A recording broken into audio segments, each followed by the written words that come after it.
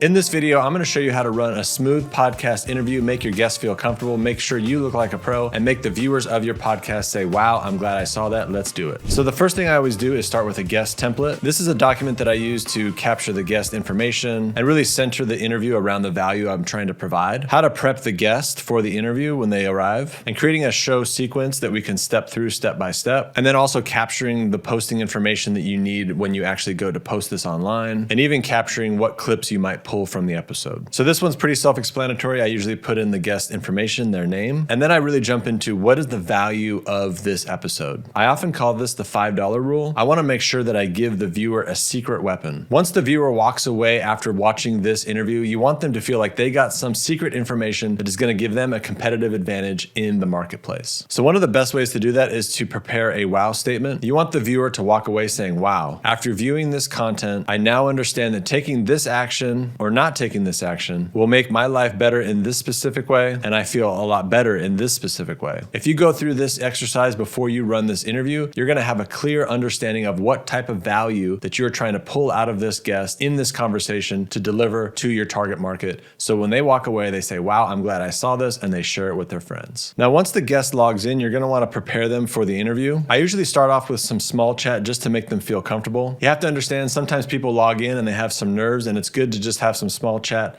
to let that burn off a bit. I usually let that small chat go for 2 to 3 minutes, but I try not to waste too much time or get into any of the specifics that might be good for the interview itself. And once that small chat takes its normal course, I ask, is it okay if I go ahead and explain how the show is going to go? And of course, 99% of the time they say, yes, please explain how this is going to go. So then I have a list of things that I usually go through in order to explain how it's going to go. I literally read this to the guest. I tell them once I hit record, I'm going to count down from 6, and then I'll leave a brief pause to leave a space to clip and edit the video and audio. Then I'll introduce you by saying, hello, thanks for being on the show. And then I say, we'll jump right into the questions. Think of it as a casual lunch with a friend. The conversation will take its normal course, normally 20 to 25 minutes. I ask if they want to be promoted at the end of the show, and if so, how? I do try not to promote them at the beginning of the show or get into their long history of how they got to where they are now, because really the audience wants to hear the value, the advice from that person, not so much a promotion or their long history. And I try to pull that value out for the listeners. And then after the conversation, I let them know that I'll thank them for being on the show. And I also tell them that when the interview is over and I say bye, not to actually leave Zoom or Riverside.fm where I'm recording the interview, because I want to give them some next steps. You'll find sometimes if you don't let the guest know that, as soon as you say bye on the show, they'll click close and they'll be gone. And you don't want that to happen. You want to be able to give them next steps, like when is the show going to be released? Other things like that. And then after I explain each of these different steps, I'll ask them if they are ready and if they have any questions. And if not, I'll say, okay, let's go. I'll hit record. I'll do that countdown. I'll take a pause. And then I'll say, hey, thanks for being on the show today. It's great to have you on because. And this because statement is important because you want to make the guest feel comfortable and give some context as to why they are on your show. It's also a great time to compliment your guest on their professional experience or whatever they're about to share on your show. That really takes us to the show sequence. I have a place in my template to write down some notes, and I also have a place here to have an intro for the show. You might record this with the guest or you might record it after the fact, but here's that section where I talk about that opener and why I had them on the show. I like to think a little bit about the value I'm trying to extract from this interview and something that would complement them all at once. So if this person has a lot of experience building businesses, I might say, hey, thanks a lot for being on the show today. I really wanted to have you here because you have started and sold several different businesses, and that is what I want to talk about with you today. And that's really going to do 2 things. That's going to make them feel good and get them in a good position to start talking, but it's also going to give the listeners an idea of what's coming next. And then really I jump right into the tactical questions. I usually prepare 3 different questions. If you stay in the moment and you just navigate those different questions, that's usually plenty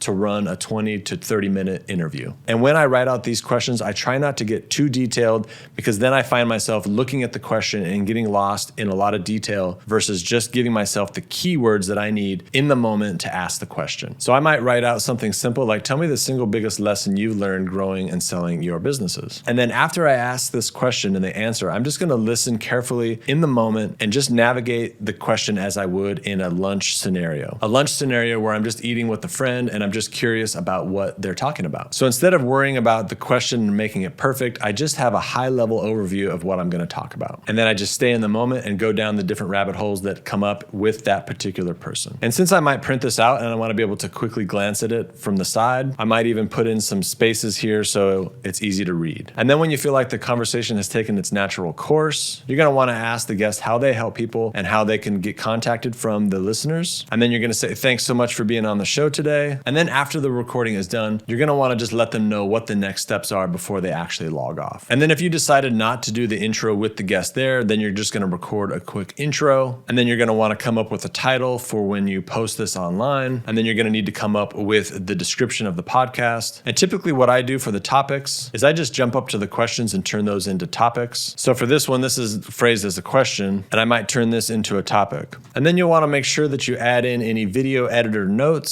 Say something happened during the interview and you need the video editor to take that out. You can go ahead and put those notes in there. I try not to do too much editing on my podcast interviews, but if something happens, sometimes you just got to do it. And then I also leave a section for clip suggestions. What were some great moments of that podcast? I try to write those down right after the podcast so they're fresh in my mind. What are some of those great moments during the podcast that I can go back in and select from and pull those out and make those clips for social media? So that's how you're going to run a smooth podcast interview, make your guests feel comfortable, make you look like a pro, and make the viewer feel like they just got $1 million and a secret weapon so that they can take that into their business and implement it. If you found that video valuable, make sure to check out the next video where I talk about how to create a sales generating content machine. How do you create, repurpose, and distribute content and automate that process with your team so that you can create content and generate revenue for your business? Check it out. I'll see you in that video next.